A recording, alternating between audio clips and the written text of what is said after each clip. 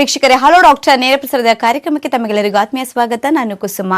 ಈ ಡಯಾಬಿಟಿಸ್ ಅಂತಂದ್ರೆ ಒಂದು ರೋಗ ಅಂತೂ ಅಲ್ವೇ ಅಲ್ಲ. ಹಾಗಾದ್ರೆ ಏನಿದು? ಒಂದು ನಮ್ಮ ಜೀವಕ್ರಿಯೆಯಲ್ಲಿ ಉಂಟಾಗುವಂತಹ ಒಂದು ವ್ಯತ್ಯಯ ಅಂತ ಹೇಳ್ಬಹುದು. ಹಾಗಾದ್ರೆ ಜೀವನ ಶೈಲಿ ಸಂಬಂಧಿತ ಕಾಯಿಲೆಗಳಲ್ಲಿ ಇದು ಕೂಡ ಒಂದು ಅಂತ ನಾವು ಪರಿಗಣಿಸಬೇಕಾಗತ್ತೆ. ಸೊ ಈ ಡಯಾಬಿಟಿಸ್ ಅಂದ್ರೇನು ಒಂದು ರೀತಿ ಅನುಮಾನಗಳ ಹೊತ್ತ. ಯಾಕಂದ್ರೆ ಬೆಳಗ್ಗೆ ಎದ್ದಾಗ್ಲಿಂದ ಒಂದು ಕಪ್ ಕಾಫಿಯನ್ನು ಕುಡಿಯುವಂತ, ರಾತ್ರಿ ಮಲಗೋ ತನಕ ಕೂಡ ಯಾವುದನ್ನ ತಿನ್ಬೇಕು ಯಾವುದನ್ನ ತಿನ್ನಬಾರ್ದು, ಹೀಗೆ ನಾನಾ ರೀತಿಯ ಅನುಮಾನಗಳು ಕಾಡ್ತಾ ಹೋಗುತ್ತೆ. ಹಾಗೆ ಪುಕ್ಕಟ್ಟೆ ಸಲಹೆಗಳು ಕೂಡ ಸಿಗ್ತಾ ಹೋಗುತ್ತೆ. ಸೊ ಹಾಗಾದ್ರೆ ನಾವು ಡಯಾಬಿಟಿಸ್ ಬಂದಾಗ ಯಾವ ರೀತಿಯಾದಂತಹ ಮುನ್ನೆಚ್ಚರಿಕೆ ಕ್ರಮಗಳನ್ನ ತೆಗೆದುಕೊಳ್ಬೇಕು, ಇದನ್ನ ನಾವು ನಿವಾರಣೆ ಮಾಡಕ್ಕಾಗಲ್ಲ ಅಂತ ಅಂದ್ರೂ ಕೂಡ ಯಾವ ರೀತಿ ನಿಯಂತ್ರಣದಲ್ಲಿ ಇಟ್ಕೊಳ್ಬಹುದು ಅಂತ ತಿಳಿಸ್ಕೊಡೋದಕ್ಕೆ ಹೋಮಿಯೋ ಕೇರ್ ಇಂಟರ್ನ್ಯಾಷನಲ್ ಇಂದ ಡಾಕ್ಟರ್ ಆನಂದ್ ನಮ್ಮ ಜೊತೆಗಿದ್ದಾರೆ. ಬನ್ನಿ ಇವನ ಕಾರ್ಯಕ್ರಮಕ್ಕೆ ವೆಲ್ಕಮ್ ಮಾಡೋಣ. ನಮಸ್ಕಾರ ಸರ್. ನಮಸ್ಕಾರ ಸರ್. ಮೊದಲನೇದಾಗಿ ವೀಕ್ಷಕರಿಗೆ ಡಯಾಬಿಟಿಸ್ ಅಂತಂದ್ರೆ ನಮ್ಮ ಶರೀರದಲ್ಲಿ ಉಂಟಾಗುವಂತಹ ಒಂದು ರೀತಿ ವ್ಯತ್ಯಯ ಯಾವ ರೀತಿ ಇರುತ್ತೆ ಅಂತ ತಿಳಿಸ್ಕೊಡಿ. ಇದೊಂದು ಮೆಟಬಾಲಿಕ್ ಡಿಸಾರ್ಡರ್ ಅಂತ ಹೇಳ್ತೀವಿ. ಸೊ ಬ್ಲಡ್ ಶುಗರ್ ಲೆವೆಲ್ಸ್ ಯಾವಾಗ್ಲೂ ನಾರ್ಮಲ್ ರೇಂಜಲ್ಲಿ ಅಂದರೆ ಸಮ ಪ್ರಮಾಣದಲ್ಲಿ ಇರಬೇಕಾಗತ್ತೆ. ಸೊ ಅದು ಯಾವುದೇ ರೀತಿಯಲ್ಲಿ ಹೆಚ್ಚಾಗೋದಾಗಲಿ ಅಥವಾ ಕಡಿಮೆ ಆದಾಗ ನಾನಾ ಥರದ ಸಮಸ್ಯೆಗಳು ಕಾಣಿಸ್ಕೊಳ್ಳುತ್ತೆ. ಅದೇ ರೀತಿಯಾಗಿ ಪರ್ಸಿಸ್ಟೆಂಟಾಗಿ ಬ್ಲಡ್ ಶುಗರ್ ಲೆವೆಲ್ಸ್ ನಾರ್ಮಲ್ ರೇಂಜ್ಗಿಂತ ಹೆಚ್ಚಾದಂಥ ಒಂದು ಕಂಡೀಷನ್ನ ನಾವು ಹೈಪರ್ಗ್ಲೈಸಿಮಿಕ್ ಕಂಡೀಷನ್ ಅಂತ ಹೇಳ್ತೀವಿ. ಸೊ ಇಂಥ ಒಂದು ಹೈಪರ್ಗ್ಲೈಸಿಮಿಯಾ ಕಂಡೀಷನ್ನು ಲಾಂಗ್ ಟೈಮಲ್ಲಿ ಸಸ್ಟೈನ್ ಆದಾಗ ಉಂಟಾಗ್ತಕ್ಕಂಥ ಒಂದು ಸಮಸ್ಯೆನೇ ನಾವು ಡಯಾಬಿಟಿಸ್ ಮೆಲಿಟಸ್, ಮಧುಮೇಹ ಅಂತ ಕರಿತೀವಿ. ಸೊ ಈ ಥರದ ಆಗೋದಕ್ಕೆ ಮೇಯ್ನಾಗಿ ಇನ್ಸುಲಿನ್ ಅನ್ನೋದು ಹಾರ್ಮೋನ್ ಏನಿರುತ್ತೆ, ಸೊ ಅದರ ಒಂದು ಉತ್ಪತ್ತಿಯಲ್ಲಿ ವ್ಯತ್ಯಾಸ ಉಂಟಾದಾಗ ಅಥವಾ ಅದು ಅಬ್ಸಾರ್ಪ್ಷನಲ್ಲಿ ಏರ್ಪೇರಾದಾಗ, ಸರಿಯಾಗಿ ಅಬ್ಸಾರ್ಪ್ಷನ್ ಆಗದಿದ್ದಾಗ ಈ ಥರದ ಒಂದು ಸಮಸ್ಯೆ ಎದುರಾಗುತ್ತೆ ಅಂತ ಹೇಳ್ಬೋದು. ಮತ್ತು ಯಾವ ಒಂದು ಗ್ರಂಥಿಯ ಇದು ಪ್ರಭಾವ ಇದ್ರ ಮೇಲೆ ಇರುತ್ತೆ, ಅಂದರೆ ಯಾವ ಒಂದು ಗ್ಲ್ಯಾಂಡ್ ಸರಿಯಾಗಿ ಕೆಲಸ ಮಾಡಲಿಲ್ಲ ಅಂದರೆ ಈ ಒಂದು ಡಯಾಬಿಟಿಸ್ ಸಮಸ್ಯೆ ಉಂಟಾಗುವಂಥ ಸಾಧ್ಯತೆಗಳಿರುತ್ತೆ ಅಂತ ತಿಳಿಸ್ಕೊಡಿ ಡಾಕ್ಟರ್. ಅದೇ ಮೇಯ್ನಾಗಿ ಇನ್ಸುಲಿನ್ ಉತ್ಪತ್ತಿ ಆಗೋದು ಪ್ಯಾನ್ಕ್ರಿಯಾಸ್ ಅನ್ನೋ ಒಂದು ಗ್ರಂಥಿಯಲ್ಲಿ ಬೀಟಾ ಸೆಲ್ಸ್ ಅಂತ ಇರುತ್ತೆ. ಅದು ಹೈಲೈಟ್ಸ್ ಆಫ್ ಲ್ಯಾಂಗ್ರಾನ್ಸ್ ಅನ್ನೋ ಒಂದು ಪೋರ್ಷನಲ್ಲಿ ಇರ್ತಕ್ಕಂಥ ಒಂದು ಸೆಲ್ಸು. ಆ ಒಂದು ಬೀಟಾ ಸೆಲ್ಸಲ್ಲೇ ಈ ಇನ್ಸುಲಿನ್ ಹಾರ್ಮೋನ್ ಸೆಕ್ರಿಷನ್ ಆಗ್ತಕ್ಕಂಥದ್ದು ಇರುತ್ತೆ. ಸೊ ಇನ್ಸುಲಿನ್ ಹಾರ್ಮೋನ್ ಸೆಕ್ರಿಷನ್ ಕಡಿಮೆ ಆಗ್ಬೋದು ಅಥವಾ ಅದು ರೆಸಿಸ್ಟೆನ್ಸ್ ಡೆವಲಪ್ ಆಗೋದು, ಈ ಥರದ ಒಂದು ಕಂಡೀಷನ್. ಮೇಯ್ನಾಗಿ ಪ್ಯಾನ್ಕ್ರಿಯಾಟೈಟಿಸ್ ಅನ್ನೋ ಒಂದು ಕಂಡೀಷನ್ ಇರ್ಬೋದು, ಸಿಸ್ಟಿಕ್ ಫೈಬ್ರೋಸಿಸ್ ಅನ್ನೋ ಒಂದು ಕಂಡೀಷನ್ ಏನಾದರೂ ಡೆವಲಪ್ ಆದವರಲ್ಲೂ ಚಾನ್ಸಸ್ ಇರುತ್ತೆ. ಬಟ್ ಆ ಥರದ ಒಂದು ಕಾರಣದಿಂದ ಬರೋದು ತುಂಬಾ ರೇರೆಸ್ಟ್ ಕೇಸ್ ಅಂತ ಹೇಳ್ಬೋದು. ಯಾಕೆಂದರೆ ಯೂಶ್ವಲಾಗಿ ಟೈಪ್ 1 ಡಯಾಬಿಟಿಸ್ ಅಂತ ಏನು ಹೇಳ್ತೀವಿ, ಸೊ ಅಂಥದ್ರಲ್ಲಿ ಕಂಪ್ಲೀಟಾಗಿ ಇನ್ಸುಲಿನ್ ಉತ್ಪತ್ತಿಯೇ ಆಗೋದಿಲ್ಲ. ಸೊ ಅಂಥ ಒಂದು ಕಂಡೀಷನ್ಸಲ್ಲಿ ಈ ಥರದ್ದೆಲ್ಲ ಒಂದು ಡಿಸೀಸ್ ಕಂಡೀಷನ್ ನೋಡ್ತೇವೆ. ವೆರಸ್ ಟೈಪ್ 2 ಡಯಾಬಿಟಿಸಲ್ಲಿ it is just mild disease condition ಅಂತ ಹೇಳ್ತೀವಿ. ಅಂದರೆ ನಿಧಾನಕ್ಕೆ ಶುರುವಾಗೋದ್ರಿಂದ ಇನ್ಸುಲಿನ್ ಉತ್ಪತ್ತಿಯಲ್ಲಿ ಕಡಿಮೆ ಆಗ್ಬೋದು ಅಥವಾ ಇನ್ಸುಲಿನ್ ರೆಸಿಸ್ಟೆನ್ಸ್ ಡೆವಲಪ್ ಆಗಿ ಈ ಒಂದು ಸಮಸ್ಯೆ ಶುರು ಆಗ್ತಕ್ಕಂಥದ್ದು. ಡಾಕ್ಟರ್, ಒಬ್ಬ ವ್ಯಕ್ತಿಯ ಶರೀರದ ಒಂದು ಸ್ಥಿತಿಗೆ ಅನುಗುಣವಾಗಿ ಹಾಗೂ ವಯಸ್ಸಿಗೆ ಅನುಗುಣವಾಗಿ ಯಾವ ಯಾವ ವಿಧವಾದಂತಹ ಡಯಾಬಿಟಿಸ್ಗಳು ಕಾಣಿಸ್ಕೊಳ್ತಾ ಹೋಗುತ್ತೆ ಅಂತ ತಿಳಿಸ್ಕೊಡಿ.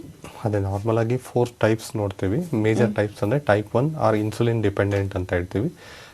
ಎರಡನೇದು ಟೈಪ್ 2 ಅಥವಾ non insulin dependent diabetes, which is most commonly seen ಅಂತ ಹೇಳ್ಬೋದು. ಒಂದು 90% ಜನರಲ್ಲಿ ಈ ಟೈಪ್ 2 ಡಯಾಬಿಟಿಸ್ ಅಥವಾ ನಾನ್ ಇನ್ಸುಲಿನ್ ಡಿಪೆಂಡೆಂಟ್ ಡಯಾಬಿಟಿಸ್ ನೋಡ್ತೇವೆ. ಆ್ಯಂಡ್ ಥರ್ಡ್ ವೆರೈಟಿ ಬಂದು ಜೆಸ್ಟೇಷನಲ್ ಡಯಾಬಿಟಿಸ್, ಅಥವಾ ಅದು ಕೂಡ ಆಫ್ಟರ್ ಡೆಲಿವರಿ ಏನಾಗುತ್ತೆ ಅದು ಪರ್ಸಿಸ್ಟ್ ಆಯಿತು ಅಂದರೆ ಅದು ಟೈಪ್ 2 ಡಯಾಬಿಟಿಸ್ ಆಗಿ ಕನ್ವರ್ಟ್ ಆಗುತ್ತೆ. And fourth one is border line ಅಥವಾ ಪ್ರೀ ಡಯಾಬಿಟಿಸ್ ಅಂತ ಹೇಳ್ತೀವಿ. ಸೊ ಈ ಥರದೊಂದು 4 ಟೈಪ್ಸ್ ನೋಡ್ತೇವೆ.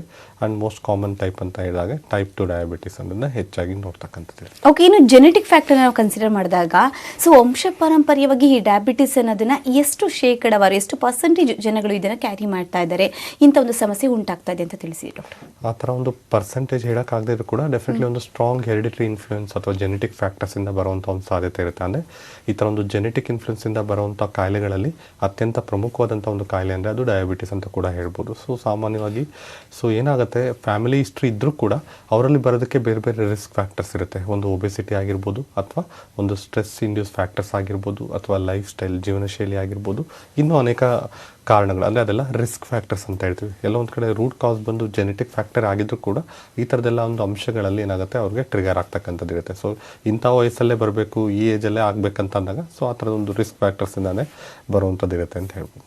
ಓಕೆ ಡಾಕ್ಟರ್, ಇನ್ನು ಸಾಮಾನ್ಯವಾಗಿ ಇವತ್ತಿನ ದಿನ ಡಯಾಬಿಟೀಸ್ ಅನ್ನೋದು ಸರ್ವೇ ಸಾಮಾನ್ಯವಾಗಿ ಕಾಣಿಸ್ತಾ ಇದೆ ಅನ್ನೋದಾದರೆ, ಸೊ ಕಾಸಸ್ ಬಗ್ಗೆ ತಿಳ್ಕೊಳ್ಳೋದಾದರೆ ಯಾವುದೆಲ್ಲ ಇದೆ ಅಂತ ಕಾಸಸ್ ಪಟ್ಟಿ ಮಾಡ್ತಾ ಹೋಗೋಣ. ಅದೇ ತುಂಬ ಜನಕ್ಕೆ ಇದು ಐಡೆಂಟಿಫೈ ಮಾಡೋದಕ್ಕಾಗೋದಿಲ್ಲ ಏನಕ್ಕೆ ಬರುತ್ತೆ ಅಂತ. ಸೊ ಈ ಟೈಪ್ 1 ಡಯಾಬಿಟಿಸ್ ಅನ್ನೋದೊಂದು ಹಿಡಿಯೋಪತಿಕ್ ಕಾಸ್ ಅಂತ ಹೇಳ್ತೀವಿ, ಅಂದರೆ ವಿತೌಟ್ ರೀಸನ್ ಆಗೋಂಥದ್ದು. And more commonly it is an auto immune disease ಅಂತ ಹೇಳ್ತೀವಿ. ಸೊ ಆಟೋ ಇಮ್ಯೂನ್ ಡಿಸ್ಟ್ರಕ್ಷನಿಂದ ಏನಾಗುತ್ತೆ, ಇನ್ಸುಲಿನ್ ಕಂಪ್ಲೀಟಾಗಿ ಉತ್ಪತ್ತಿ ಆಗದಿರೋಂಥ ಒಂದು ಕಂಡೀಷನ್. ಇದು ಯೂಶುವಲ್ ಮಕ್ಕಳಲ್ಲಿ ಬರುತ್ತೆ, ಅದನ್ನ ಜುವೆನೈಲ್ ಡಯಾಬಿಟಿಸ್ ಅಂತ ಕೂಡ ಹೇಳ್ತಕ್ಕಂಥದ್ದು ಇರುತ್ತೆ. ವೆರಸ್ ಟೈಪ್ 2 ಡಯಾಬಿಟಿಸ್ ಬರೋದಕ್ಕೆ ನಾನಾ ಥರದ ಕಾರಣಗಳಿರುತ್ತೆ. ಏಜಿಂಗ್ ಇರ್ಬೋದು, ವಯಸ್ಸಾಗ್ತಾ ಆಗ್ತಾ ಒಂದು ರಿಸ್ಕ್ ಜಾಸ್ತಿ ಆಗ್ಬೋದು. 40 ಇಯರ್ಸ್ ನಂತರ ಬ್ಲಡ್ ಪ್ರೆಷರ್ ಆಗಿರ್ಬೋದು, ಡಯಾಬಿಟಿಸ್ ಬರ್ತಕ್ಕಂಥ ಸಾಧ್ಯತೆಗಳು ಹೆಚ್ಚಾಗಿರುತ್ತೆ. ಸೊ ಹಾಗಾಗಿ ಅದು ಒಂದು ರಿಸ್ಕ್ ಫ್ಯಾಕ್ಟರ್ ಅಂತ ಹೇಳ್ತೀವಿ. And secondary most important probable factor ಅಂದರೆ ಜೆನೆಟಿಕ್ ಇನ್ಫ್ಲುಯೆನ್ಸ್ ಅಂತ ಹೇಳ್ಬೋದು, ಆನುವಂಶೀಯತೆಯಿಂದ ಬರುವಂಥದ್ದು. ಇದು ಬಿಟ್ಟಾಗೆ ಬೇರೆ ಬೇರೆ ರಿಸ್ಕ್ ಫ್ಯಾಕ್ಟರ್, ಒಬೆಸಿಟಿ ಇತ್ತು ಅಂತಂದಾಗ, ಅಥವಾ ಫಿಸಿಕಲ್ ಆ್ಯಕ್ಟಿವಿಟಿ ಕಡಿಮೆ ಇರುವಂಥದ್ದು, ಸೆಡೆಂಟರಿ ಲೈಫ್ ಅಂತ ಹೇಳ್ತೀವಿ, ಅಥವಾ ಯಾರಲ್ಲಿ ಒಂದು ಫ್ರೀಕ್ವೆಂಟ್ ಹಾರ್ಮೋನಲ್ ಡಿಸ್ಟರ್ಬೆನ್ಸ್ ಆಗುತ್ತೆ. ಸೊ ಈ ಥರದ್ದೆಲ್ಲ ಒಂದು ಪಾಸಿಬಲ್ ಫ್ಯಾಕ್ಟರ್ಸಿಂದ ಏನಾಗುತ್ತೆ, ಈ ಡಯಾಬಿಟಿಸ್ ಬರ್ತಕ್ಕಂಥ ಸಾಧ್ಯತೆ ಇರುತ್ತೆ. ಆ್ಯಂಡ್ ಬೇಸಿಕಲಿ ಇದೊಂದು ಮೆಟಬಾಲಿಕ್ ಡಿಸಾರ್ಡರ್ ಆಗಿರೋದ್ರಿಂದ ಬಾಡಿ ಮೆಟಬಾಲಿಸಮಲ್ಲಿ ವ್ಯತ್ಯಾಸ ಆದಾಗ ಬರುವಂಥದ್ದು. ಲೈಕ್ ಕೆಲವೊಬ್ಬರಿಗೆ ಹೈಪರ್ ಟೆನ್ಷನ್ ಶುರುವಾಗಿ ಅದ್ರ ಜೊತೆಗೆ ಈ ಥರ ಒಂದು ಡಯಾಬಿಟಿಸ್ ಬರ್ಬೋದು, ಅಥವಾ ಥೈರಾಯ್ಡ್ ಸಮಸ್ಯೆಯಿಂದ ಲೇಟೆಸ್ಟ್ ಸ್ಟೇಜಸ್ಸಲ್ಲಿ ಈ ಥರ ಒಂದು ಡಯಾಬಿಟಿಸ್ ಕಾಣಿಸ್ಕೋಬೋದು. ಅಂದರೆ ಒಂದು ಸಮಸ್ಯೆ ಜೊತೆಗೆ ಇನ್ನೊಂದು ಸಮಸ್ಯೆ ಬರ್ತಕ್ಕಂಥ ರಿಸ್ಕ್ ಕೂಡ ಕೆಲವೊಂದು ಪೇಷಂಟ್ಸಲ್ಲಿ ನೋಡ್ತೇವೆ. ನಾನು ಹೇಳಿದಾಗೆ ಭಾಳಷ್ಟು ಫ್ಯಾಕ್ಟರ್ಸ್ ಇರುತ್ತೆ, ಒಂದೇ ಒಂದು ನಿರ್ದಿಷ್ಟವಾದಂಥ ಕಾರಣದಿಂದ ಬರುತ್ತೆ ಅಂತಲ್ಲ, ಒಂದು ಕಂಬೈನ್ಡ್ ಫ್ಯಾಕ್ಟರ್ಸಿಂದ ಏನಾಗುತ್ತೆ ಈ ಥರದ ಒಂದು ಕಾಯಿಲೆಗಳು ಬೇಗನೆ ಬರುವಂಥ ಸಾಧ್ಯತೆಗಳಿರುತ್ತೆ. ಓಕೆ, ಇನ್ನು ಟೈಪ್ 1 ಡಯಾಬಿಟೀಸ್ ಇಲ್ಲ ಅಂತಂದರೆ ಜೀವನ ಪರ್ಯಂತ ಇನ್ಸುಲಿನ್ ಮೇಲೆ ನಾವು ಅವಲಂಬಿತವಾಗಿ ಬೇಕಾಗತ್ತಾ, ಅಥವಾ ಇನ್ನು ಹೋಮಿಯೋಪತಿ ವೈದ್ಯ ವಿಧಾನದಿಂದ ಏನಾದರೂ ಈ ಒಂದು ಇನ್ಸುಲಿನ ಒಂದು ಇಂಟೇಕ್ ಅದನ್ನು ನಾವು ಕಡಿಮೆ ಮಾಡ್ಕೊಳ್ಬೋದಾ, ಯಾವ ರೀತಿ ಡಾಕ್ಟರ್? ಡೆಫಿನೆಟ್ಲಿ ಈಗ ಏನಾಗುತ್ತೆ, ಅದು ಯಾವ ಏಜ್ ಗ್ರೂಪಲ್ಲಿ ಬಂದಿದೆ, ಜೊತೆಗೆ ಅದು ಇಂಟೆನ್ಸಿಟಿ ಏನಿದೆ ಅದನ್ನು ನೋಡಬೇಕಾಗುತ್ತೆ. ಬರೀ ಇನ್ಸುಲಿನ್ ಸೆಕ್ರೇಷನ್ ಒಂದೇ ಇಂಪಾರ್ಟೆಂಟ್ ಅಲ್ಲ, ಸೊ ಇನ್ಸುಲಿನ್ ಅಬ್ಸಾರ್ಪ್ಷನ್ ಅನ್ನೋದು ಕೂಡ ಇಂಪಾರ್ಟೆಂಟ್ ಆಗುತ್ತೆ. ಸೊ ಹಾಗಾಗಿ ಇನ್ಸುಲಿನ್ ಅಬ್ಸಾರ್ಪ್ಷನ್ ಸರಿಯಾಗಿ ಆಗ್ತಿಲ್ಲ ಅಂದಾಗ ಆ ಥರದ ಒಂದು ಫ್ಯಾಕ್ಟರ್ಸ್ನ ಸರಿಪಡಿಸೋ ಥರ ಒಂದು ಟ್ರೀಟ್ಮೆಂಟ್ ಇರುತ್ತೆ. And even auto immune destruction ಏನಾಗ್ತಾ ಇದೆ, ಸೊ ಆ ಥರದ ಒಂದು ಇಮ್ಯೂನ್ ಮೆಕಾನಿಸಮ್ನ ಸರಿಪಡಿಸೋ ಥರ ಒಂದು ಟ್ರೀಟ್ಮೆಂಟ್ ಕೊಡೋದ್ರಿಂದ ಡೆಫಿನೆಟ್ಲಿ ತಕ್ಕ ಮಟ್ಟಿಗೆ ಟೈಪ್ 1ಅಲ್ಲಿ ಇರೋವಂಥದ್ದು ಸಿಗ್ನಿಫಿಕೆಂಟ್ ರಿಸಲ್ಟ್ಸ್ ಸಿಗ್ತಕ್ಕಂಥದ್ದು ಇರುತ್ತೆ. ಬಟ್ ಏನಾಗುತ್ತೆ, ಟೈಪ್ 1 ಅನ್ನೋದು ಕಂಪೇರಿಟಿವ್ಲಿ ಇನ್ಸಿಡೆನ್ಸ್ ಅನ್ನೋದು ಕಡಿಮೆ, ಒಂದು 10% ಪೇಷಂಟ್ಸಲ್ಲಿ ಅಷ್ಟೇ ನೋಡ್ತಕ್ಕಂಥದ್ದು ಇರುತ್ತೆ. And it is most dangerous ಅಂತೀವಿ. ಒಂದು ಸತಿ ಡಿಟೆಕ್ಟ್ ಆಯಿತು ಅಂದಾಗ ಇನಿಷಿಯಲ್ ಸ್ಟೇಜಲ್ಲೇ ಅವರು ಇನ್ಸುಲಿನ್ ತಗೊಳ್ಳುವಂಥ ಸಾಧ್ಯತೆ ಇರುತ್ತೆ. ಸೊ ಹಾಗಾಗಿ ಒಂದು ಸ್ಟ್ರಿಕ್ಟ್ ಡಯಟ್ ಆ್ಯಂಡ್ ಎಕ್ಸಸೈಸ್ ಆಗಿರ್ಬೋದು, ಜೊತೆಗೆ ಒಂದು proper medicines along with insulin ತಗೊಂಡಾಗ ಡೆಫಿನೆಟ್ಲಿ ಫರ್ದರ್ ಡ್ಯಾಮೇಜ್ ಆಗೋದನ್ನ ಪ್ರಿವೆಂಟ್ ಮಾಡ್ಬೋದು. ಓಕೆ ಡಾಕ್ಟರ್, ಇನ್ನು ಸಾಮಾನ್ಯವಾಗಿ ಡಯಾಬಿಟಿಸ್ ಅಂತ ಅಂದರೆ ಈಗ ಮೊದಲಿಗೆ ರಕ್ತ ಪರೀಕ್ಷೆನ ಮಾಡಿಸ್ಕೊಳ್ತಾರೆ. ಸೊ ಆ ಮೊದಲನೇ ಸಮಯದಲ್ಲಿ ಅವರಿಗೆ ಡಯಾಬಿಟಿಸ್ ಇದೆ ಅಂತ ಕನ್ಫರ್ಮೇಷನ್ ಆದ ನಂತರ ಸೊ ನಿಮ್ಮಲ್ಲಿಗೆ ಅಂದರೆ ಹೋಮಿಯೋ ಕೇರ್ ಇಂಟರ್ನ್ಯಾಷನಲ್ಗೆ ಭೇಟಿ ಕೊಟ್ಟು ಹೋಮಿಯೋಪತಿ ಟ್ರೀಟ್ಮೆಂಟ್ ತೆಗೆದುಕೊಳ್ಳೋದ್ರಿಂದ ಸೊ ಮುಂದಿನ ದಿನಗಳಲ್ಲಿ ಅಂತಂದರೆ ಈ ಥರ ಒಂದು ಕಾಂಪ್ಲಿಕೇಶನ್ಸ್ ನಾವು ತಡೆಗಟ್ಟಬಹುದಾ, ಏನೆಲ್ಲ ಪ್ರಯೋಜನಗಳು ಉಂಟಾಗುತ್ತೆ ಅಂತ ತಿಳಿಸ್ಕೊಡಿ. ಅದೇ ಅವರು ಯಾವ ಸ್ಟೇಜಲ್ಲಿ ಬರ್ತಾರೆ, ಡಯಾಬಿಟಿಸ್ ಡಯಾಗ್ನೋಸ್ ಆಗಿ ಬರ್ತಾರಾ ಅಥವಾ ಸಮಸ್ಯೆ ಇದೆ ಅಂತ ಬರ್ತಾರಾ, ಅದ್ರ ಮೇಲೆ ಡಿಪೆಂಡ್ ಆಗುತ್ತೆ. ಫಸ್ಟ್ ಆಫ್ ಆಲ್ ಅವರ ಒಂದು ಹಂತ ಯಾವುದಿದೆ, HbA1c ಏನೋ ಒಂದು ಟೆಸ್ಟ್ ಮಾಡಿದಾಗ ಕ್ಲಿಯರಾಗಿ ಗೊತ್ತಾಗುತ್ತೆ ಯಾವ ಸ್ಟೇಜಲ್ಲಿದೆ ಕಂಡೀಷನ್ ಅಂತ. ಜೊತೆಗೆ ಯಾವೆಲ್ಲ ಮೆಡಿಸಿನ್ಸ್ ತಗೋತಿದ್ದಾರೆ ಅಥವಾ ಸಿಮ್ಟಮ್ಸ್ ಯಾವ ಥರ ಇದೆ ಎಲ್ಲದನ್ನು ತಿಳ್ಕೊಂಡು ಫಸ್ಟು ಅದೇನು ಡಿಸೀಸ್ ಪ್ರೋಗ್ರೆಸ್ ಆಗ್ತಾ ಇದೆ ಅದು ಪ್ರಿವೆಂಟ್ ಮಾಡೋ ಥರ, ಅಥವಾ ಕಾಂಪ್ಲಿಕೇಶನ್ಸ್ ಏನು ಡೆವಲಪ್ ಆಗ್ತಾಯಿದೆ ಸೊ ಅದನ್ನು ಸರಿಪಡಿಸೋ ಥರ ಒಂದು ಟ್ರೀಟ್ಮೆಂಟ್ ಇರುತ್ತೆ. ನಂತರ ಡೆಫಿನೆಟ್ಲಿ ಒಂದು ಶುಗರ್ ಲೆವೆಲ್ಸ್ ಸ್ಟೆಬಿಲೈಸ್ ಆಗೋ ಥರ ಆಗಿರ್ಬೋದು, ಅಥವಾ ಅದಕ್ಕೆ ಬೇಕಾದಂಥ ಒಂದು ಡಯಟ್ ಫ್ಯಾಕ್ಟರ್ಸ್ ಇರ್ಬೋದು. ಕೆಲವೊಬ್ಬರಲ್ಲಿ ಮೈಂಟೈನಿಂಗ್ ಫ್ಯಾಕ್ಟರ್ಸ್ ಅಂತ ಹೇಳ್ತೀವಿ, ಅಂದರೆ ಅವರ ಒಂದು ಜೀವನ ಶೈಲಿಯಲ್ಲಿ ಕೂಡ ಏನಾಗುತ್ತೆ ಸಮಸ್ಯೆನೂ ಹೆಚ್ಚಾಗ್ತಾನೆ ಇರುತ್ತೆ ಯಾವುದೇ ಥರ ಒಂದು ಔಷಧಿ ತೊಗೊಂಡ್ರು ಕೂಡ. ಸೊ ತುಂಬ ಜನರಲ್ಲಿ ನಾವು ಇನ್ಸುಲಿನ್ ತೊಗೊಂಡು ಕೂಡ ಶುಗರ್ ಕಂಟ್ರೋಲಿಗೆ ಬರೋದಿಲ್ಲ, ಅದನ್ನು ಇನ್ಸುಲಿನ್ ರೆಸಿಸ್ಟೆನ್ಸ್ ಸಿಂಡ್ರೋಮ್ ಅಂತ ಹೇಳ್ತೀವಿ. ಸೊ ಆ ಥರದ್ದೆಲ್ಲ ಒಂದು ಫ್ಯಾಕ್ಟರ್ಸ್ ಇರುತ್ತೆ. ಸೊ ಹಾಗಾಗಿ ಒಂದು ಕಂಪ್ಲೀಟಾಗಿ ಎಲ್ಲ ಥರದ ಒಂದು ಪೇಷಂಟ್ ಡೀಟೇಲ್ಸ್ ತಿಳ್ಕೊಂಡು ನಂತರ ಒಂದು ಪ್ರಾಪರ್ ಮೆಡಿಕೇಷನ್ಸ್ ರೆಕಮೆಂಡ್ ಮಾಡ್ತೀವಿ. ಆ ಥರದ ಒಂದು ಮೆಡಿಸಿನ್ಸ್ ಆಗಿರ್ಬೋದು, ಜೊತೆಗೆ ಲೈಫ್ ಸ್ಟೈಲಲ್ಲಿ ಬದಲಾವಣೆ ಮಾಡ್ಕೊಳ್ಳುವಂಥದ್ದು, ಒಂದು ಹೆಲ್ತಿ ಲೈಫ್ ಸ್ಟೈಲ್ ಇದೆಲ್ಲ ಅಳವಡಿಸ್ಕೊಂಡಾಗ ಮಾತ್ರ ನಿಧಾನಕ್ಕೆ ಶುಗರ್ ಕಂಟ್ರೋಲ್ಗೆ ಬರೋವಂಥದ್ದು ಇರುತ್ತೆ. ಸೊ ಏನಾಗುತ್ತೆ, ತುಂಬ ಜನಕ್ಕೆ 1 ಮಂತ್ ಕಡಿಮೆ ಆಗುತ್ತೆ ಮತ್ತು ಜಾಸ್ತಿ ಆಗುತ್ತೆ. ಸೊ ಇದಕ್ಕೆ ಭಾಳಷ್ಟು ಫ್ಯಾಕ್ಟರ್ಸ್ ಇರುತ್ತೆ, ಡಯಟ್ ಫ್ಯಾಕ್ಟರ್ಸ್ ಆಗಿರ್ಬೋದು, ಅಥವಾ ನಾನು ಹೇಳಿದಾಗೆ ಅವರ ಒಂದು ಜೀವನ ಶೈಲಿ ಸ್ಟ್ರೆಸ್ ಫ್ಯಾಕ್ಟರ್ಸ್ ಇರ್ಬೋದು. ಸೊ ಹಾಗಾಗಿ ಶುಗರ್ ಲೆವೆಲ್ಸ್ ಈವನ್ ಪರ್ಸಿಸ್ಟೆಂಟಾಗಿ ಒಂದು 15 ಡೇಸ್ ಹೈ ಇತ್ತು ಅಂದಾಗಲೂ ಕೂಡ ನಾನಾ ಥರ ಸಮಸ್ಯೆಗಳು ಕಾಣಿಸ್ಕೊಳ್ತಾ ಹೋಗುತ್ತೆ.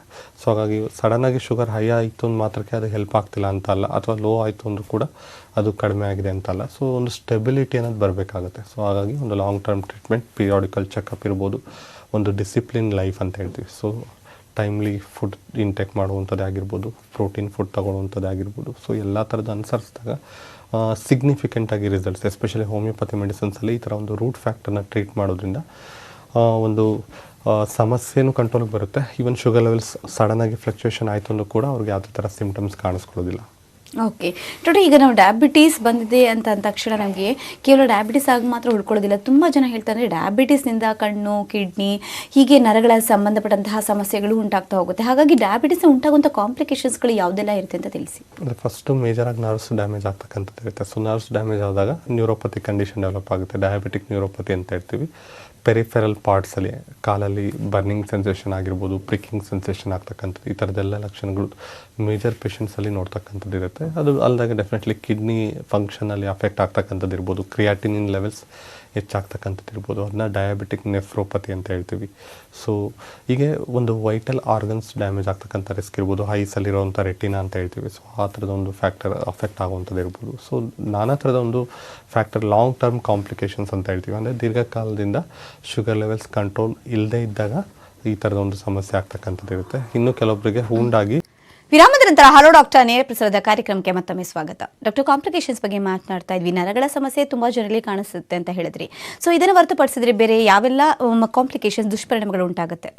ಅದೇ, ಈಗ ಒಬ್ಬೊಬ್ಬರಲ್ಲಿ ಒಂದೊಂದು ಥರ, ಅದು depending on the sugar levels, ಎಷ್ಟು ಹೈ ಶುಗರ್ ಲೆವೆಲ್ಸ್ ಇರುತ್ತೆ ಅಥವಾ ಎಷ್ಟು ಟೈಮಲ್ಲಿ ಇರುತ್ತೆ, ಅವರ ರೆಸಿಸ್ಟೆನ್ಸ್ ಪವರ್ ಯಾವ ಥರ ಇದೆ ಅದ್ರ ಮೇಲೆ ಡಿಪೆಂಡ್ ಆಗುತ್ತೆ. ಸೊ ಎಲ್ಲರಲ್ಲೂ ಒಂದೇ ಥರ ಕಾಂಪ್ಲಿಕೇಶನ್ಸ್ ಬರೋದಿಲ್ಲ. ಬಟ್ ತುಂಬ ಜನರಲ್ಲಿ ನರ್ವ್ಸ್ ಡ್ಯಾಮೇಜ್ ಆಗ್ತಕ್ಕಂಥ ರಿಸ್ಕ್ ಜಾಸ್ತಿ ಇರುತ್ತೆ. ಸೊ ಅದನ್ನು ನಾವು ಡಯಾಬಿಟಿಕ್ ನ್ಯೂರೋಪತಿ ಅಂತ ಹೇಳ್ತೀವಿ. ಹಂಗಾಗಿ ಅಂಗಾಲಲ್ಲಿ ಉರಿ ಬರೋದು ಅಥವಾ ಜೋಮ್ ಬರುವಂಥದ್ದು, ಈ ಥರದ್ದೆಲ್ಲ ಲಕ್ಷಣಗಳು ತುಂಬ ಜನರಲ್ಲಿ ನೋಡ್ತೀವಿ.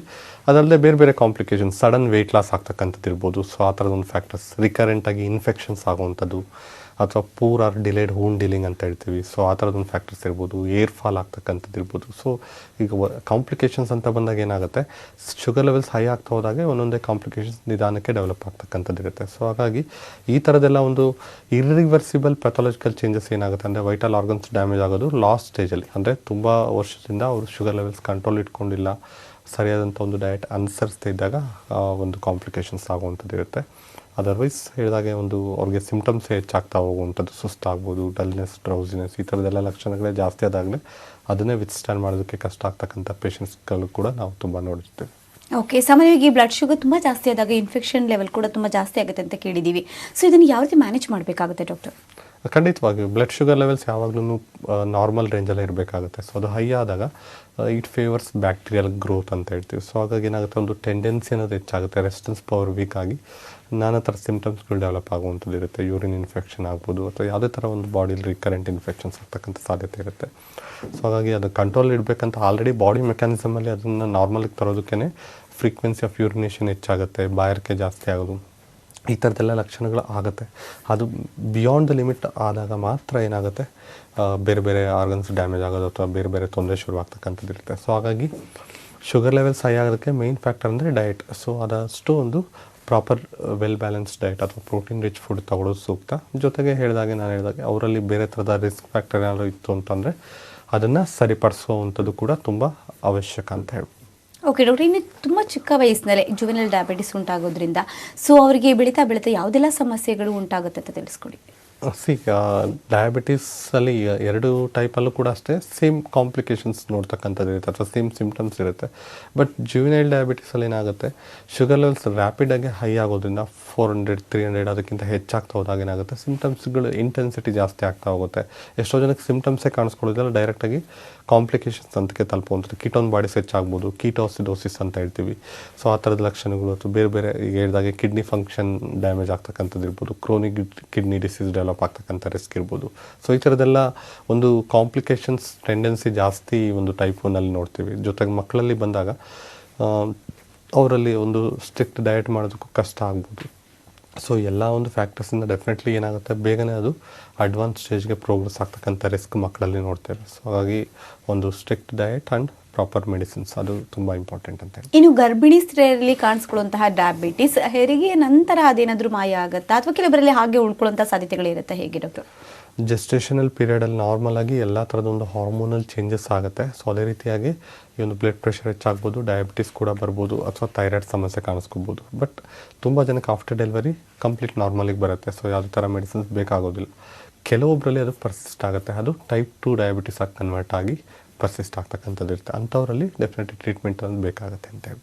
ಓಕೆ, ಸೊ ಇನ್ನು ಒಟ್ಟಾರೆ ನಾವು ಈ ಒಂದು ಡಯಾಬಿಟಿಸ್ನ ಕಂಟ್ರೋಲ್ ಮಾಡುವಂತಹ ನಿಟ್ಟಿನಲ್ಲಿ ನಮಗೆ ಲೈಫ್ ಸ್ಟೈಲ್ ಮ್ಯಾನೇಜ್ಮೆಂಟ್ ಅನ್ನೋದು ಎಷ್ಟರ ಮಟ್ಟಿಗೆ ಅತ್ಯಗತ್ಯ ಅಂತ ತಿಳಿಸ್ಕೊಡ್ತೀರಾ? ಎಲ್ಲ ಕಾಯಿಲೆಗೆ ಹೋಲಿಸ್ಕೊಂಡ್ರೆ ಡೆಫಿನೆಟ್ಲಿ ಡಯಾಬಿಟಿಸಲ್ಲಿ ಒಂದು ಜೀವನ ಶೈಲಿಯಲ್ಲಿ ಒಂದು ಸ್ಟ್ರಿಕ್ಟ್ ಮೆಷರ್ಸ್ ಅನ್ನೋದೇನಿರುತ್ತೆ ಅದು ತುಂಬ ಇಂಪಾರ್ಟೆಂಟ್ ಅಂತ ಹೇಳ್ತೀವಿ. ಸೊ ಸರಿಯಾದಂಥ ಸಮಯಕ್ಕೆ ಆಹಾರ ತಗೊಳ್ಳುವಂಥದ್ದು, ರೆಗ್ಯುಲರ್ ವಾಕಿಂಗ್ ಇರ್ಬೋದು, ಎಕ್ಸಸೈಸ್ ಇರ್ಬೋದು, ಒಂದು ಪ್ರಾಪರ್ ಡಯಟ್ ಅನ್ನೋದು ತುಂಬ ಇಂಪಾರ್ಟೆಂಟ್ ಆಗುತ್ತೆ, ಎಸ್ಪೆಷಲಿ ಡಯಾಬಿಟಿಸ್ ಬಂದಾಗ. ಬೇರೆ ಕಾಯಿಲೆಗಳಲ್ಲೂ ಮಾಡಬೇಕಾಗತ್ತೆ, but mainly it is very essential in diabetes ಅಂತ ಹೇಳ್ತೀವಿ. ಜೊತೆಗೆ ಅವರಲ್ಲಿ ಒಂದು ಬೇರೆ ಬೇರೆ ರಿಸ್ಕ್ ಫ್ಯಾಕ್ಟರ್ ಲೈಕ್ ಒಬೆಸಿಟಿ ಇತ್ತು ಅಂದರೆ ಅದನ್ನು ಕಡಿಮೆ ಮಾಡ್ಕೊಳ್ಳುವಂಥ ಒಂದು ಸ್ಟ್ರಿಕ್ಟ್ ಡಯಟ್ನ ಅನುಸರಿಸಬೇಕಾಗುತ್ತೆ. ಸ್ಟ್ರೆಸ್ ಫ್ಯಾಕ್ಟರ್ಸ್ ಇತ್ತು ಅಂದರೆ ಅದನ್ನು ಪ್ರಾಪರಾಗಿ ಮ್ಯಾನೇಜ್ ಮಾಡುವಂಥದ್ದೇ ಆಗಿರ್ಬೋದು. ಬೇರೆ ಹೆಲ್ತ್ ಇಶ್ಯೂ ಏನಾದ್ರು ಇತ್ತು ಅಂದರೆ ಅದಕ್ಕೆ ಸೂಕ್ತವಾದಂಥ ಒಂದು ಟ್ರೀಟ್ಮೆಂಟ್ ಆಗಿರ್ಬೋದು ಅಥವಾ ಮೆಡಿಕೇಷನ್ಸ್ ತಗೊಳ್ಳುವಂಥ. ಸೊ ಇದೆಲ್ಲ ಮಾಡಿದಾಗ ಏನಾಗುತ್ತೆ, ಶುಗರ್ ಅನ್ನೋದು ಬೇಗನೆ ಕಂಟ್ರೋಲ್ಗೂ ಬರುತ್ತೆ, ಸ್ಟೆಬಿಲಿಟಿ ಅನ್ನೋದು ಕೂಡ ಇರುತ್ತೆ. ಓಕೆ, ಸಾಮಾನ್ಯವಾಗಿ ಡಯಾಬಿಟಿಸ್ ಬಂದಿದೆ ಅಂದ ತಕ್ಷಣ ಪ್ರತಿಯೊಬ್ಬರು ಕೂಡ ಎಕ್ಸಸೈಸ್ ಮಾಡೋದಕ್ಕೆ ಬಹಳಷ್ಟು ಭಯ ಬೀಳ್ತಾರೆ. ಸೊ ಹಾಗಾಗಿ ಈ ಒಂದು ಸಮಯದಲ್ಲಿ ಎಕ್ಸಸೈಸ್ ಮಾಡಬಹುದಾ ಮಾಡಬಾರ್ದಂತ ಒಂದು ಅನುಮಾನ ಎಲ್ಲರನ್ನೂ ಕೂಡ ಕಾಡುತ್ತೆ. ಸೊ ನಿಮ್ಮ ಒಂದು ಸಜೆಷನ್ ಹೇಗೆ? ಎಕ್ಸಸೈಸ್ ಅನ್ನೋದು ಆಪ್ಷನಲ್. ಸೊ ಅವ್ರಿಗೆ ಏನಾದ್ರು ಬೇರೆ ಥರ ಸಮಸ್ಯೆ ಇತ್ತು, ಅದಕ್ಕೆ ಎಕ್ಸಸೈಸ್ ಮಾಡೋಕ್ಕೆ ಕಷ್ಟ ಆದರೆ ಇಟ್ ಈಸ್ ಎಕ್ಸೆಪ್ಷನಲ್ ಅಂತ ಹೇಳ್ಬೋದು. ಮೇಯ್ನಾಗಿ ವಾಕಿಂಗ್ ಅನ್ನೋದು ತುಂಬ ಇಂಪಾರ್ಟೆಂಟ್ ಆಗುತ್ತೆ. So regular walking every day at least ಒಂದು 30 to 40 ಮಿನಿಟ್ಸ್ ಅಥವಾ 150 ಮಿನಿಟ್ಸ್ ಎ ವೀಕ್ ವಾಕಿಂಗ್ ಅನ್ನೋದು ತುಂಬ ಎಸೆನ್ಷಿಯಲ್ ಅಂತ ಹೇಳ್ತೀವಿ. ಸೊ ಅಷ್ಟು ಮಾಡಿದ್ಮೇಲೂ ಇಟ್ ಡಿಪೆಂಡ್ಸ್ ಅವರ ಒಂದು ಡಯಟ್ರಿ ಹ್ಯಾಬಿಟ್ಸ್ ಹೇಳಿದಾಗೆ. ಸೊ ಇಂಟೇಕ್ ಏನಿರುತ್ತೆ ಅಥವಾ ಕ್ಯಾಲೋರೀಸ್ ಯಾವ ಥರ ಇರುತ್ತೆ ಅದ್ರ ಮೇಲೂ ಕೂಡ ಕೆಲವೊಮ್ಮೆ ಈ ಶುಗರ್ ಲೆವೆಲ್ಸ್ ಡಿಪೆಂಡ್ ಆಗ್ತದೆ.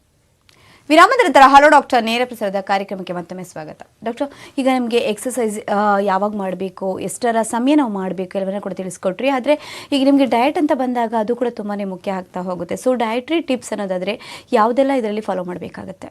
ಅದೇ ಮೇಯ್ನಾಗಿ ಪ್ರೋಟೀನ್ ರಿಚ್ ಫುಡ್ ತಗೊಳ್ಳೋದು ತುಂಬ ಇಂಪಾರ್ಟೆಂಟ್. ಬರೀ ಡಯಾಬಿಟಿಸ್ ಅಂತಲೇ ಅಲ್ಲ, ನಾರ್ಮಲಾಗಿ ಹೆಲ್ತಿ ಹ್ಯೂಮನ್ ಬೀಯಿಂಗ್ಸ್ ಏನಿರ್ತಾರೆ, ಸೊ ಒಂದು ಪ್ರೋಟೀನ್ ಫುಡ್ ಅನ್ನೋದು ತುಂಬ ಇಂಪಾರ್ಟೆಂಟ್ ಆಗುತ್ತೆ. ಅದ್ರ ಜೊತೆಗೆ ಮೇಯ್ನಾಗಿ ಸ್ಪ್ರೌಟ್ಸ್, ಮೊಳಕೆ ಕಟ್ಟಿದ ಕಾಳು ಅಥವಾ ಗ್ರೀನ್ ಲೀಫಿ ವೆಜಿಟೇಬಲ್ಸ್ ಈ ಥರದ್ದೆಲ್ಲ ಒಂದು ಡಯಟಲ್ಲಿ ಇನ್ಕ್ಲೂಡ್ ಮಾಡೋದು ತುಂಬಾ ಒಳ್ಳೇದು ಅಂತ ಹೇಳ್ತೀವಿ. ಜೊತೆಗೆ ಫುಡ್ ಟೈಮಿಂಗ್ಸ್ ಅನ್ನೋದು ಏನಿರುತ್ತೆ ಅದು ಕೂಡ ಆನ್ ಟೈಮ್ಗೆ ತಗೊಳ್ಳುವಂಥದ್ದು. ಸೊ ಡಿಸಿಪ್ಲಿನ್ಡ್ ಡಯಟ್ ಅಂತ ಹೇಳ್ತೀವಿ. ಸೊ ಅದು ಕೂಡ ತುಂಬ ಇಂಪಾರ್ಟೆಂಟ್ ಆಗುತ್ತೆ ಡಯಾಬಿಟಿಸಲ್ಲಿ. ಸೊ ಹೆವಿ ಮೀಲ್ಸ್ ತಗೊಳ್ಳೋದು ಅಥವಾ ಎಂಟಿ ಸ್ಟಮಕಲ್ಲಿ ಲಾಂಗ್ ಟೈಮಲ್ಲಿ ಇರೋವಂಥದ್ದು. ಸೊ ಈ ಥರದ್ದೆಲ್ಲ ಮಾಡಿದಾಗ ಏನಾಗುತ್ತೆ, ಒಂದು ಬಾಡಿಲಿ ಹೆಚ್ಚು ಪ್ರೆಷರ್ ಉಂಟಾಗುವಂಥದ್ದು ಇರುತ್ತೆ. ಅಂದರೆ ಶುಗರ್ ಲೆವೆಲ್ಸ್ ರ್ಯಾಪಿಡಾಗಿ ಹೈ ಆಗ್ಬೋದು ಅಥವಾ ಸಡನ್ನಾಗಿ ಲೋ ಆಗುವಂಥದ್ದು. ಆ ಥರ ಸಡನ್ನಾಗಿ ಲೋ ಆಯಿತು ಅಂದರೆ ಅದನ್ನ ಹೈಪೋಗ್ಲೈಸಿಮಿ ಅಂತೀವಿ. It is more dangerous than hyperglycemia ಅಂತ ಹೇಳ್ತಕ್ಕಂಥದ್ದು ಇರುತ್ತೆ. ಸೊ ಹಾಗಾಗಿ ಅವರು ಟ್ಯಾಬ್ಲೆಟ್ಸ್ ತೊಗೊಳ್ಳೋ ಟೈಮಿಂಗ್ಸ್ ಇರ್ಬೋದು ಅಥವಾ ಡಯಟ್ ಫ್ಯಾಕ್ಟರ್ಸ್ ಇರ್ಬೋದು, ಇದೆಲ್ಲ ತುಂಬ ಇಂಪಾರ್ಟೆಂಟ್ ಆಗುತ್ತೆ. ಸೊ ಹಾಗಾಗಿ ಎಷ್ಟು ಅವರು ಮೆಡಿಸಿನ್ಸ್ ತಗೋತಾರೆ ಕೇರ್ಫುಲ್ಲಾಗಿ, ಅಷ್ಟೇ ಕೇರ್ಫುಲ್ಲಾಗಿ ಒಂದು ಡಯಟ್ರಿ ಮೆಷರ್ಸ್ನ ಅನುಸರಿಸಿದಾಗ ಡೆಫಿನೆಟ್ಲಿ ಡಿಸೀಸ್ ಕಂಡೀಷನ್ ಬೇಗನೆ ಕಂಟ್ರೋಲ್ಗೆ ಬರುತ್ತೆ ಅಂತ ಹೇಳ್ಬೋದು. ಓಕೆ, ಇನ್ನು ಸಾಮಾನ್ಯವಾಗಿ ನಿಮಗೆ ರಕ್ತದಲ್ಲಿ ಸಕ್ಕರೆ ಅಂಶ ಇಷ್ಟೇ ಮಟ್ಟದಲ್ಲಿ ಇರಬೇಕು ಅಂತ ಇರುತ್ತೆ. ಸೊ ಹಾಗಾಗಿ ನಾವು ಶುಗರ್ ಲೆವೆಲ್ನ ಚೆಕ್ ಮಾಡಿಸ್ಬೇಕು ಅಂದಾಗ ಅದ್ರ ಬಗ್ಗೆ ಸ್ವಲ್ಪ ತಿಳುವಳಿಕೆಯನ್ನು ಹೊಂದಿರೋದು ತುಂಬಾ ಉಪಯೋಗಕ್ಕೆ ಬರುತ್ತೆ. ಹಾಗಾಗಿ ಆ ಶುಗರ್ ಲೆವೆಲ್ ಅನ್ನೋದು ಎಷ್ಟು ಮಟ್ಟಿಗೆ ಇರಬೇಕಂತ ತಿಳಿಸ್ಕೊಡಿ. ಅದೇ fasting blood sugar level after fasting for A period of 12 hours ಮಾಡಿದಾಗ ಲೆಸ್ ದೆನ್ ಅಥವಾ ಈಕ್ವಲ್ ಟು 120 mg/dL ಇರಬೇಕಾಗುತ್ತೆ. ಪೋಸ್ಟ್ ಪ್ರಾಂಡಿಯಲ್ ಊಟ ಆಗಿ ಸುಮಾರು 1.5 ಅಥವಾ 2 ಗಂಟೆ ಮಧ್ಯದಲ್ಲಿ ಟೆಸ್ಟ್ ಮಾಡಿದಾಗ it should be between equal to or less than 150 mg/dL ಇರಬೇಕಾಗುತ್ತೆ. ಅದು ನಾರ್ಮಲ್ ರೇಂಜ್ ಅಂತ ಹೇಳ್ತೀವಿ. ಆ್ಯಂಡ್ ಆವ್ರೇಜ್ ಬ್ಲಡ್ ಶುಗರ್ ಅಂತ ಹೇಳ್ತೀವಿ, ಗ್ಲೈಕೋಸಿಲೇಟೆಡ್ ಹಿಮೋಗ್ಲೋಬಿನ್ ಅಂತ. ಸೊ ಅದು ಬಂದು 6.5 ರೇಂಜಲ್ಲಿ ಇರಬೇಕಾಗುತ್ತೆ. 6 to 6.5 ಅಂತ ಹೇಳ್ತೀವಿ. ಅದಕ್ಕಿಂತ ಹೆಚ್ಚಿತ್ತು ಅಂತಂದಾಗ ಅದು ಪೂರ್ ಕಂಟ್ರೋಲ್ ಅಥವಾ ಫೇರ್ ಕಂಟ್ರೋಲ್ ಅಂತ ಕೂಡ ಅದು ಸ್ಟೇಜಸ್ ಮೇಲೆ ಡಯಾಗ್ನೋಸಿಸ್ ಮಾಡ್ತಾ ಹೋಗ್ತಕ್ಕಂಥದ್ದು ಇರುತ್ತೆ. ಓಕೆ ಡಾಕ್ಟರ್, ಒಟ್ಟಾರೆ ಈ ಒಂದು ಡಯಾಬಿಟಿಸ್ ಅನ್ನೋ ಒಂದು ಸಮಸ್ಯೆಗೆ ಹೋಮಿಯೋಪತಿ ಟ್ರೀಟ್ಮೆಂಟ್ ಯಾವ ರೀತಿ ಇರುತ್ತೆ? ಅದೇ ಎಲ್ಲರಲ್ಲೂ ಡಿಫ್ರೆಂಟ್ ಏಜ್ ಗ್ರೂಪಲ್ಲಿ ಡಿಫ್ರೆಂಟ್ ರೀಸನ್ಸಿಂದ ಬರುವಂಥದ್ದು ಇರುತ್ತೆ. ಸೊ ಒಬ್ಬೊಬ್ಬರಲ್ಲಿ ಒಂದೊಂದು ಹಂತದಲ್ಲಿ ಶುಗರ್ ಕಂಟ್ರೋಲ್ ಇರುತ್ತೆ. ಒಬ್ಬರು ವಿತ್ ಡಯಟ್ ಕಂಟ್ರೋಲ್ ಇರುತ್ತೆ, ಒಬ್ಬರಲ್ಲಿ ವಿತೌಟ್ ಡಯಟ್ ಕೂಡ ಶುಗರ್ ಹೈ ಆಗ್ತಿರುತ್ತೆ. ಅಂದರೆ ಡಿಫ್ರೆಂಟ್ ರೀಸನ್ಸಿಂದ ಶುಗರ್ ಸಮಸ್ಯೆ ಬರುವಂಥದ್ದು ಇರುತ್ತೆ. ಸೊ ಆ ಥರದ ಒಂದು ಕಾಸಿಟಿವ್ ಫ್ಯಾಕ್ಟರ್ಸ್ ಏನಿದೆ ಅಥವಾ ರೋಗ ಲಕ್ಷಣಗಳು ಏನಾಗ್ತಾ ಇದೆ ಎಲ್ಲದನ್ನು ತಿಳ್ಕೊಂಡು ಒಂದು ಪ್ರಾಪರ್ ಮೆಡಿಕೇಷನ್ಸ್ನ ರೆಕಮೆಂಡ್ ಮಾಡ್ತೀವಿ. ಸೊ ಆ ಥರದ ಒಂದು ಕಾನ್ಸ್ಟಿಟ್ಯೂಷನಲ್ ಅಥವಾ ಜೆನೆಟಿಕ್ ಸಿಮಿಲಿಮಮ್ ಅಂತ ಹೇಳ್ತೀವಿ. ಸೊ ಆ ಥರದ ಒಂದು ಮೆಡಿಸಿನ್ಸ್ ಮೂಲಕ ನಿಧಾನಕ್ಕೆ ಒಂದು ಸಮಸ್ಯೆ ಅಂದರೆ ಇನ್ಸುಲಿನ್ ಸೆಕ್ರೇಷನ್ ಇರ್ಬೋದು ಅಥವಾ ಅಬ್ಸಾರ್ಪ್ಷನ್ ಎರಡೂ ಸರಿಯಾಗ್ತಾ ಹೋದಾಗ ಶುಗರ್ ಲೆವೆಲ್ಸ್ ನಿಧಾನಕ್ಕೆ ಸ್ಟೆಬಿಲೈಸು ಆಗುತ್ತೆ. ಜೊತೆಗೆ ಮುಖ್ಯವಾಗಿ ಏನಾಗುತ್ತೆ, ತುಂಬ ಜನಕ್ಕೆ ಶುಗರ್ ಲೆವೆಲ್ಸ್ ಕಂಟ್ರೋಲ್ ಇದ್ದರೂ ಕೂಡ ಸಿಮ್ಟಮ್ಸ್ ಪರ್ಸಿಸ್ಟ್ ಆಗ್ತಿರುತ್ತೆ. ಸೊ ಆ ಸಿಮ್ಟಮ್ಸ್ ಕೂಡ ಇಂಪ್ರೂವ್ ಆಗುತ್ತೆ. ಅವರೊಂದು ಎನರ್ಜಿ ಲೆವೆಲ್ ಏನಿರುತ್ತೆ ಅದು ಕೂಡ ಇಂಪ್ರೂವ್ ಆಗ್ತಕ್ಕಂಥದ್ದು ಇರುತ್ತೆ. ಅಂದರೆ ಫರ್ದರ್ ಕಾಂಪ್ಲಿಕೇಶನ್ಸ್ ಅಂತ ಏನು ಹೇಳ್ತೀವಿ ಅದನ್ನು ಕೂಡ ಮೇಯ್ನಾಗಿ ಪ್ರಿವೆಂಟ್ ಮಾಡಿ ಒಂದು ಲಾಂಗ್ ಟರ್ಮ್ ಸ್ಟೆಬಿಲಿಟಿ ಕೊಡುವಂಥದ್ದು. ಅಂದರೆ ವಿತ್ ಓನ್ಲಿ ಡಯಟ್ ಆ್ಯಂಡ್ ಎಕ್ಸಸೈಸಲ್ಲಿ ಅವ್ರಿಗೆ ಮೆಡಿಸಿನ್ಸ್ ಅಂದರೆ ಯಾವುದೇ ಥರ ಮೆಡಿಸಿನ್ಸ್ ಸಹಾಯ ಇಲ್ಲದೆ ಇದನ್ನು ಒಂದು ಸ್ಟೆಬಿಲಿಟಿ ಥರ ಒಂದು ಟ್ರೀಟ್ಮೆಂಟ್ನ ರೆಕಮೆಂಡ್ ಮಾಡ್ತೀವಿ. ಓಕೆ ಡಾಕ್ಟರ್, ಇನ್ನು ಡಯಾಬಿಟಿಸ್ ಇರೋರಲ್ಲಿ ಅಂದರೆ ಹೃದಯಕ್ಕೆ ಸಂಬಂಧಪಟ್ಟಂತಹ ಸಮಸ್ಯೆಗಳು ಕಾಣಿಸ್ಕೊಳ್ಳುವಂಥ ಸಾಧ್ಯತೆಗಳು ಏನಾದರೂ ಇರುತ್ತೆ ಡಾಕ್ಟರ್? ಈಗ ಹಾರ್ಟ್ ಕಂಪ್ಲೇಂಟ್ ಅದು ಈಗ ಇದೆಲ್ಲ ವೈಟಲ್ ಆರ್ಗನ್ಸ್ ಅಂತ ಹೇಳ್ತೀವಿ. ಸೊ ಆ ಥರ ಒಂದು ಮೈಕ್ರೋವ್ಯಾಸ್ಕ್ಯುಲರ್ ಆ್ಯಂಡ್ ಮ್ಯಾಕ್ರೋವ್ಯಾಸ್ಕ್ಯುಲರ್ ಕಾಂಪ್ಲಿಕೇಶನ್ಸ್ ಅಂತ ಹೇಳ್ತೀವಿ. ಸೊ ಆ ಥರದ್ದು ಏನಾದ್ರು ಆಯಿತು ಅಂದಾಗಲೂ ಕೂಡ ಕೆಲವೊಮ್ಮೆ ಹಾರ್ಟ್ ಅಟ್ಯಾಕ್ ಆಗುವಂಥದ್ದು ಅಥವಾ ಮೈನರ್ ಮೈಕ್ರೋವ್ಯಾಸ್ಕ್ಯುಲರ್ ಕಾಂಪ್ಲಿಕೇಶನ್ಸ್ ಇದ್ದಾಗ ಬ್ಲಡ್ ವೆಸಲ್ಸಲ್ಲಿ ಇನ್ಫೆಕ್ಷನ್ ಆಗುವಂಥದ್ದು. ಸೊ ಈ ಥರದ್ದೆಲ್ಲ ಅಂದರೆ ಕಂಪೇರ್ ಟು ಅದರ್ ಕಾಂಪ್ಲಿಕೇಶನ್ಸ್ ಮೇಯ್ನಾಗಿ ನರ್ವ್ಸ್ ಡ್ಯಾಮೇಜ್ ಆಗ್ತಕ್ಕಂಥದ್ದು ಅಥವಾ ಕಿಡ್ನಿ ಅಫೆಕ್ಟ್ ಆಗ್ತಕ್ಕಂಥದ್ದು ತುಂಬ ಜನರಲ್ಲಿ ನೋಡ್ತಕ್ಕಂಥದ್ದು ಇರುತ್ತೆ. ಈ ಥರ ಒಂದು ಹಾರ್ಟ್ ಆಗಿರ್ಬೋದು ಅಥವಾ ಬೇರೆ ಆರ್ಗನ್ಸ್ ಡ್ಯಾಮೇಜ್ ಆಗೋದಕ್ಕಿಂತ. And it all depends. ಅವ್ರಿಗೆ ಏನಾದ್ರು ಒಂದು ಹಾರ್ಟ್ ಕಂಪ್ಲೇಂಟ್ ಇತ್ತು, ಡಯಾಬಿಟಿಸ್ ಇತ್ತು ಅಂತಂದಾಗ ಅದು ಅಗ್ರವೇಟ್ ಆಗ್ತಕ್ಕಂಥ ರಿಸ್ಕ್ ಕೂಡ ಇರ್ಬೋದು. ಓಕೆ, ಸಾಮಾನ್ಯವಾಗಿ ಡಯಾಬಿಟಿಸ್ ಇರೋರಲ್ಲಿ ಗಾಯ ಬೇಗ ವಾಸಿ ಆಗೋದಿಲ್ಲ. ತುಂಬ ಅಂದರೆ ಯಾವ ಹಂತಕ್ಕೆ ತಲುಪುತ್ತೆ ಅಂದರೆ ಹುಣ್ಣಾಗುವಂಥ ಸಾಧ್ಯತೆಗಳು ಕೂಡ ಇರುತ್ತೆ. ಸೊ ಈ ಒಂದು ಸಮಸ್ಯೆನ ಯಾವ ರೀತಿ ತಡೆಗಟ್ಟಬಹುದು ಡಾಕ್ಟರ್? ಅದೇ ಬ್ಲಡ್ ಶುಗರ್ ಲೆವೆಲ್ಸ್ ಹೈ ಆಗ್ತಾ ಹೋದಾಗ ಏನಾಗುತ್ತೆ, ಅದು ಬ್ಯಾಕ್ಟೀರಿಯಲ್ ಗ್ರೋತ್ ಆಗುತ್ತೆ. ಜೊತೆಗೆ ಪೆರಿಫೆರಲ್ ಪಾರ್ಟ್ಸಲ್ಲಿ ಬ್ಲಡ್ ಸರ್ಕ್ಯುಲೇಷನ್ ಕಡಿಮೆ ಆಗೋದ್ರಿಂದ ಸೊ ಏನಾಗುತ್ತೆ, ಹೂನ್ ಡೀಲಪ್ ಆಗೋದು ಡಿಲೇ ಆಗ್ತಕ್ಕಂಥದ್ದು ಇರುತ್ತೆ. ಸೊ ಹಾಗಾಗಿ ಒಂದು ಆ ಥರದ ಒಂದು ಕಂಡೀಷನ್ ಏನು ಡೆವಲಪ್ ಆಯಿತು ಅಂದಾಗ ಒಂದು ಎಕ್ಸ್ಟ್ರಾ ಕೇರ್ ತೊಗೊಳ್ಳೋವಂಥದ್ದು, ಲಾಂಗ್ ಸ್ಟ್ಯಾಂಡಿಂಗ್ ಇತ್ತು ಅಂದರೆ ಅದನ್ನ ಅವಾಯ್ಡ್ ಮಾಡುವಂಥದ್ದು, ಆ ಭಾಗಕ್ಕೆ ಬ್ಲಡ್ ಸರ್ಕ್ಯುಲೇಷನ್ ಇಂಪ್ರೂವ್ ಮಾಡೋ ಥರ ಫುಟ್ ಎಂಡ್ ಎಲಿವೇಟ್ ಆಗಿ ಇಟ್ಕೊಳ್ಳುವಂಥದ್ದು ಇರ್ಬೋದು. ಜೊತೆಗೆ ಡಯಾಬಿಟಿಕ್ ಫುಡ್ ಕೇರ್ ಅಂತಲೇ ಇರುತ್ತೆ. ಸೊ ಅದನ್ನು ಅನುಸರಿಸುವಂಥದ್ದು, ಒಂದು ಪ್ರಾಪರ್ ಮೆಡಿಸಿನ್ಸ್ ತಗೊಳ್ಳೋದು ಸೂಕ್ತ. ಡಾಕ್ಟರ್, ಕಾರ್ಯಕ್ರಮಕ್ಕೆ ಬಂದು ಡಯಾಬಿಟಿಸ್ ಬಗ್ಗೆ ಸಾಕಷ್ಟು ವಿಚಾರಗಳನ್ನು ತಿಳಿಸ್ಕೊಟ್ಟಿದ್ದೀರಾ. ಧನ್ಯವಾದಗಳು ಡಾಕ್ಟರ್. ಇದೇ ಇವತ್ತಿನ ಹಲೋ ಡಾಕ್ಟರ್. ನಮಸ್ಕಾರ.